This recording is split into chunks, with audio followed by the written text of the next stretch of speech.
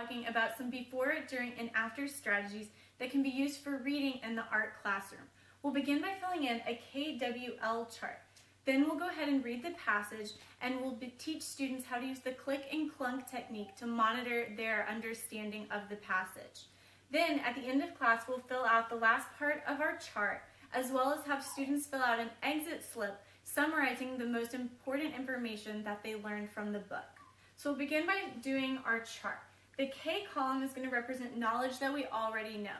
So the book we're reading today is Vincent van Gogh and the Colors of the Wind.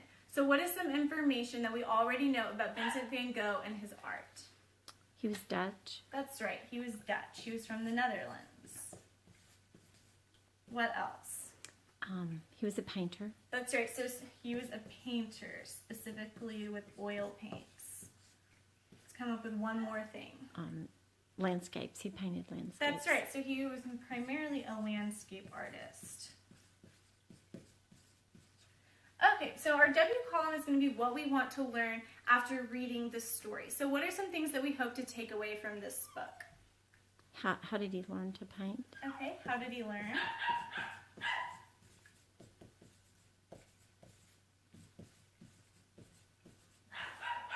Okay, let's come up with one other question.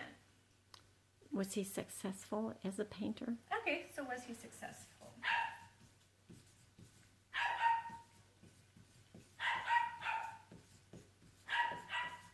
Okay, so since we filled in that, we'll now go ahead and read a passage from our story. So again, remember, we're going to use the click and clunk technique. So if it's a click, give me a thumbs up. If it's a clunk and we need to go back and review something or explain something, give me a thumbs down, okay? Says, music and harmony ring in Vincent's heart. He draws by day and reads painting technique books by night. At times, he attends lessons held by artist friends, but nature is his true teacher. It is she who teaches him about light, shapes, and shadows. Under her guidance, even the barest trees and the most miserable huts become painting subjects. Click or clunk? Click. Click, all right. Who's that madman dressed like a scarecrow, wandering in the fields with canvases under one arm and paintbrushes under the other, murmur the crowds. Vincent ignores them. They treat me like a dog with wet paws that no one wants to let into their home. But I don't care. I'll teach them what lies in the hearts of this madman through my painting. But how difficult to depict on canvas what one sees and feels. Click. Click or clunk? Click. Click? Okay, very good. So now that we've finished the passage, let's fill out our last column, which is what we learned. So what are some things that we learned after reading this? He learned by reading books, art books, and his friends, from his artist friends. So he was self-taught. What else?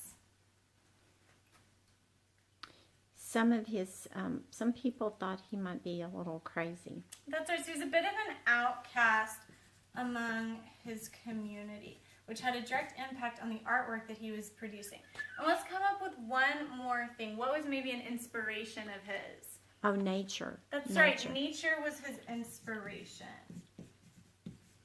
Okay. So now that we filled out our chart, I want you guys to look back over the notes that you were taking while we were reading, and I'd like you to summarize the most important information that you learned on just a sheet of paper and turn it into me as an exit slip. Okay?